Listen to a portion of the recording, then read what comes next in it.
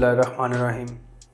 मेरा नाम मोहम्मद अहमद है और इस वक्त हम मौजूद हैं पाकपतन में perfect plant potato tissue culture laboratory. ये अदारा आलू के बीज पे काम कर रहा है, टिश्यू कल्चर सीड तैयार कर रहा है।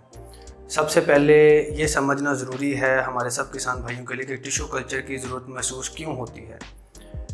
आलू के सीड में बेसिकली जो 3 डिजीज़ होती हैं, जिसमें फंगल, बैक्टीरियल और वायरल।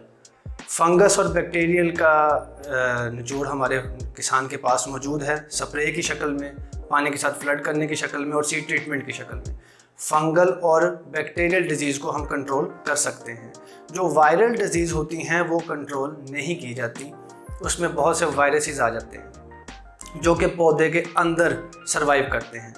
इस वायरस से बचने के लिए और आलू की पैदावार को बढ़ाने के लिए ये वायरस सबसे पहले सबसे ज़्यादा असर आलू के पैदावार पे करते हैं। उस पैदावार के असर को ख़त्म करने के लिए, इस वायरस को निकालने के लिए पोटैटो टिश्यू कल्चर लेबॉर्ट्री की ज़रूरत पेश आती है और आलू के सीड को इस प्रोसेस से गुजारा जाता है।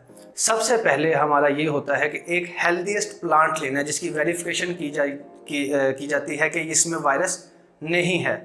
उस प्लांट की टॉप मोस्ट टिश्यू जो है, टॉप मोस्ट टिश्यू, उसको निकाला जाता है और आर्टिफिशियल मीडिया में ग्रो किया जाता है। उस आर्टिफिशियल मीडिया में ग्रो करने के बाद 25 से 30 दिन के बाद आपके पास एक हेल्दी प्लांट आपको मिल जाता है जो कि वायरस फ्री होता है, उस बीमारियों से पाक होता है।